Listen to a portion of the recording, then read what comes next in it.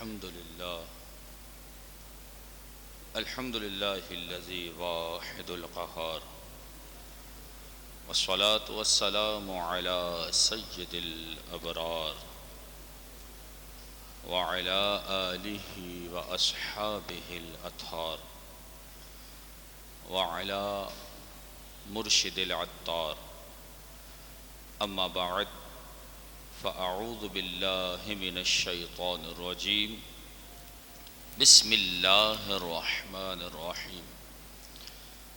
إن الله وملائكته يصلون على النبي يا أيها الذين آمنوا صلوا عليه وسلموا تسليما.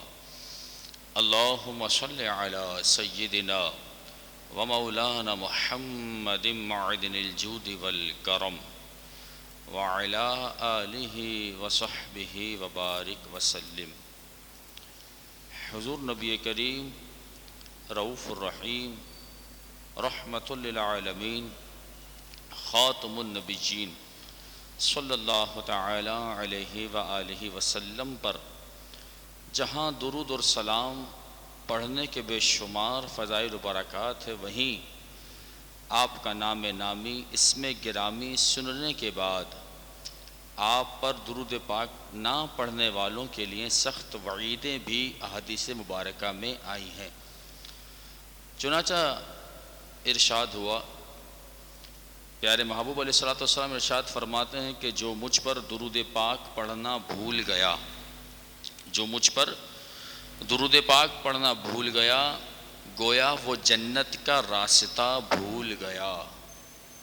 پتہ یہ چلا کہ حضور علیہ السلام پر درود و سلام پڑھنا گویا یہ جنت کے راستے پر چلنے کے مترادف ہے، یا یوں کہہ لیجئے کہ جو جب تک نبی کریم صلی اللہ تعالی علیہ وآلہ وسلم پر درود و سلام پڑھتا رہتا ہے، وہ مسلمان جنت کے راستے پر گامزن رہتا ہے. اور جہاں وہ حضور علیہ السلام پر درود و سلام پڑھنا بھول گیا تو حدیث پاک کے مفہوم کے مطابق وہ جنت کا راستہ بھول گیا. لہٰذا ہمیں چاہیے کہ ہم تھوڑی سی توجہ دیں. ہم دوست و احباب کی محفل میں ہوں، شادی بیاہ کی تقریب میں ہوں، آفس میں ہوں، مسجد میں ہوں، مدرسے میں ہوں، اجتماع میں ہوں، میت میں ہوں، خوشی میں ہوں، غمی میں ہوں، جہاں کہیں بھی محبوب کریم صلی اللہ تعالی علیہ وآلہ وسلم کا ذکر خیر ہو، ہم اپنی عادت بنا لیں کہ فوراً درود پاک پڑھنا ہم شروع کر دیں، اور اتنی آواز سے پڑھیں کہ آس پاس بیٹھے ہوئے لوگوں کو بھی اس بات کا احساس ہو جائے کہ انہیں بھی درود و سلام پڑھنا ہے. لہٰذا محبت کے ساتھ با آواز بلند ایک بار درود پاک کا نذرانہ پیش کیجئے. صلو علی الحبیب صلی اللہ تعالی علی محمد صلی اللہ علیہ وسلم. صلاۃ و سلام علیک یا سیدی یا رسول اللہ. آج غالباً 12 اگست کا دن ہے، اور اتوار کو ہم اپنے وطن عزیز ملک خداداد پاکستان میں 14 اگست انتہائی جوش اور ولولے کے ساتھ منانے جا رہے ہیں. اور یہ پاکستان بنے 75 سال مکمل ہونے والے ہیں. لیکن جس طرح ہمارے وطن میں، ہمارے ملک میں 14 اگست منائی جاتی ہے، آپ میں سے کسی سے ڈھکا چھپا نہیں ہے کہ یہ دن کس طرح منایا جاتا ہے ہمارے ہاں، اور ہم میں سے ہر شخص یہ بھی جانتا ہے کہ یہ دن کس طرح منانا چاہیے. لیکن بات یہ ہے کہ جو ہمارے بزرگ حضرات ہیں، جو ہجرت کر کے آئے تھے یا جنہوں نے ہجرت کے واقعات کو پڑھا ہے، ہجرت کے واقعات کو سنا ہے، تقسیم ہند کے وقت جو پاکستان کی طرف ہمارے مسلمان آئے تھے، انہوں نے کون سی قربانیاں، کس قدر قربانیاں دی ہیں، جنہیں یہ پتہ ہے وہ تو اس دن نوافل ادا کرتے ہیں، اللہ کا شکر ادا کرتے ہیں، وطن عزیز پاکستان کے لیے دعائیں مانگتے ہیں. لیکن افسوس کے ساتھ جس طرح ہماری نوجوان نسل آج 14 اگست مناتی ہے، وہ کسی سے ڈھکی چھپی نہیں. وجہ یہ ہے کہ انہوں نے یہ پڑھا نہیں، ان کو بتایا نہیں گیا کہ بیٹا پاکستان 30 لاکھ جانوں کو قربان کرنے کے بعد ملا ہے، کئی سو سال کی محنت تھی، اور کس طرح اس میں ہمارے علماء نے، ہمارے مشائخ نے، ہمارے نوجوانوں نے، ہمارے بزرگوں نے کس طرح محنت کی، کس طرح انہوں نے کاوشیں کی، کس قدر قربانی دی، اس کے بعد جا کر پاکستان معرض وجود میں آیا۔ یہ تاریخ ہمیں بتائی نہیں گئی نا، تو جب نوجوان نسل کو ہم یہ تاریخ نہیں بتائیں گے، اپنے آنے والی نسلوں کو تاریخ نہیں بتائیں گے، تو انہیں پاکستان کا اندازہ نہیں ہوگا۔ ہمیں تو پاکستان سجا سجایا پلیٹ میں مل گیا، لیکن اس پلیٹ کو، اس تھالی کو جنہوں نے سجایا ہے، جنہوں نے بنایا ہے، یہ وہ جانتے ہیں کہ انہوں نے اس کے لیے کتنی کوششیں کی ہیں، کتنی قربانیاں دی ہیں۔ جب ٹیپو سلطان آخری مسلمانوں کا وہ بادشاہ کہ جس کی حکومت صرف میسور پر رہ گئی، اور جب انگریزوں نے اور مراٹھوں نے اور سکھوں نے الگ الگ ان سے لڑنے کی کوشش کی تو وہ سب ناکام ہوئے، اور سب کو ٹیپو سلطان کے ساتھ معاہدہ کرنا پڑا۔ لیکن جب انگریز بھی ہار مان گئے، مراٹھے بھی ہار مان گئے، سکھ بھی ہار مان گئے، تو اب انہوں نے کیا کیا، ان سے، ٹیپو سلطان سے الگ الگ معاہدے کر لیے، لیکن پیٹھ پیچھے انہوں نے مل کر ایک طاقت کو جنم دیا۔ یہ سب ایک ساتھ مل گئے اور سب نے ایک ساتھ مل کر ٹیپو سلطان پر حملہ کر دیا۔ ٹیپو سلطان اس حملے کے لیے مکمل طور پہ تیار تھے، لیکن اندر میر صادق نامی شخص نے ٹیپو سلطان کے ساتھ غداری کی اور انہیں اپنے قلعے کے اندر شہید کر دیا گیا۔ آخر دم تک ٹیپو سلطان اسلامی مملکت کے لیے اور اپنے وطن کے لیے لڑتے رہے اور جام شہادت نوش کیا۔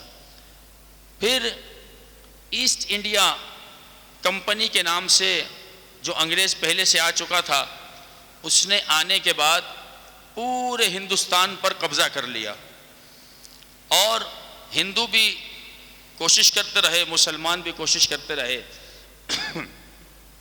اپنے اپنے وطن کے لیے۔ 1857 سے یہ سلسلہ آزادی کا شروع ہوا، جو کبھی زور پکڑتا تو انگریزوں کی طرف سے مزاحمت کی جاتی اور انہیں دبا دیا جاتا، شہید کر دیا جاتا، قتل کر دیا جاتا۔ 1857، آپ ذرا غور کیجئے، 1947 میں پاکستان معرض وجود میں آیا، 1857 سے ہی کوششیں جاری تھیں، اور اس میں بڑے بڑے علماء کرام رحمہم اللہ کوششیں کرتے رہے اور جد و جہد کرتے رہے، پاکستان ایک اسلامی مملکت بنے، اس کے لیے کاوشیں کرتے رہے۔ یہ سلسلہ کبھی تیز ہو جاتا، کبھی ٹھنڈا پڑ جاتا، کبھی تیز ہو جاتا، کبھی ٹھنڈا پڑ جاتا، بہت سارے قلمدان بھی اس میں ساتھ رہے۔ اور پھر جب ہندوؤں نے دیکھا کہ ہم آزادی حاصل نہیں کر پا رہے، تو انہوں نے ایک جال بنایا اور مسلمانوں کو اس میں پھانسنے کی کوشش کی، اور وہ جال یہ بنایا، انہوں نے کہا کہ بھئی ایک نعرہ لگاؤ، ہندو مسلم بھائی بھائی۔ کیا نعرہ لگایا؟ ہندو مسلم بھائی بھائی۔ اور یہ نعرہ لگانے کے بعد یہ نعرہ بڑا مقبول ہوا۔ اس نعرے میں مولانا محمد علی جوہر بھی آ گئے، مولانا شوکت علی جوہر بھی آ گئے، اور کتابوں میں لکھا ہے کہ ڈاکٹر جناب جناح صاحب، قائد اعظم محمد علی جناح، وہ بھی اس نعرے میں آ گئے کہ ہاں ٹھیک ہے، ہندو مسلم مل کر اگر کوشش کریں تو انگریزوں سے جان چھڑائی جا سکتی ہے۔ لیکن اب جب بات آگے بڑھی تو یہ طے پایا کہ بھئی انگریزوں سے جان چھڑانے کے لیے مسلمان اور ہندو مل کر یہ کام کریں کہ ان کی نوکریاں چھوڑ دیں، جو اعزازات ملے ہیں وہ چھوڑ دیں، جو بھی معاملات ہیں انگریزوں سے الگ ہو جائیں۔ اچھا، ہندوؤں کی اکثریت تھی، مسلمان اقلیت میں تھے، تو طے یہ پایا کہ جب ایک مسلمان استعفیٰ دے گا تو اس کے مقابلے میں 3 ہندو بھی استعفیٰ دیں گے۔ ایک مسلمان استعفیٰ دے گا، 3 ہندو استعفیٰ دیں گے۔ لیکن چونکہ ہندو پہلے ہی جال بنا بیٹھے تھے، یہاں مسلمان اپنی نوکریوں سے استعفیٰ دینا شروع کر دیا، اپنے اعزازات کو واپس کر دیا۔ جس طرح آج پاکستان میں نشان حیدر سب سے بڑا تمغہ امتیاز ہے، اسی طریقے سے اس وقت ملکہ وکٹوریہ کی طرف سے کراس وکٹوریہ کا خطاب دیا جاتا تھا، اور کسی ہندو یا مسلمان کے پاس اگر یہ خطاب ہوتا، اس خطاب کی اتنی اہمیت تھی کہ اگر وہ کسی وائس رائے کے سامنے بھی جائے تو وائس رائے کھڑے ہو کر اس کا استقبال کرتا تھا۔ اگر کسی کے پاس کراس وکٹوریہ کا تمغہ ہو، کسی گورنر کے پاس جائے، گورنر کھڑے ہو کر اس کا استقبال کرتا تھا۔ لیکن مسلمانوں نے اس تمغے کا بھی احساس نہ کیا اور یہ بھی واپس دے دیا۔ لیکن ہندو پیچھے نہ ہٹے، اپنی نوکریوں پر قائم رہے۔ اب جا کر جب یہ نعرہ لگا کہ ہندو مسلم بھائی بھائی، تو معاملات یہ ہوئے، اتنے خراب ہوئے کہ آپس میں مسلمان اور ہندوؤں میں شادیاں ہونے لگیں۔ مسلمان بیٹیاں ہندوؤں کو گھر میں جانے لگیں، ہندوؤں کی عورتیں مسلمانوں کے گھر آنے لگیں، رشتے قائم ہونے لگے۔ جب علماء نے یہ دیکھا تو 1921 میں پہلی مرتبہ امام اہل سنت مجدد دین و ملت پروانہ شمع رسالت مولانا شاہ امام محمد رضا خان علیہ رحمت الرحمن نے سنی کانفرنس کی، اور اس سنی کانفرنس کے اندر آپ نے اعلان کیا کہ ہندوستان میں رہنے والے مسلمان اور ہندو ایک قوم نہیں ہیں۔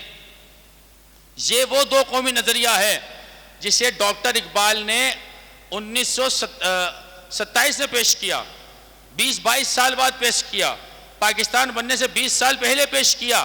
لیکن ڈاکٹر اقبال سے پہلے امام اہل سنت 1900 کے اوائل میں ہی یہ فتویٰ دے چکے تھے کہ ہندو اور مسلم ایک قوم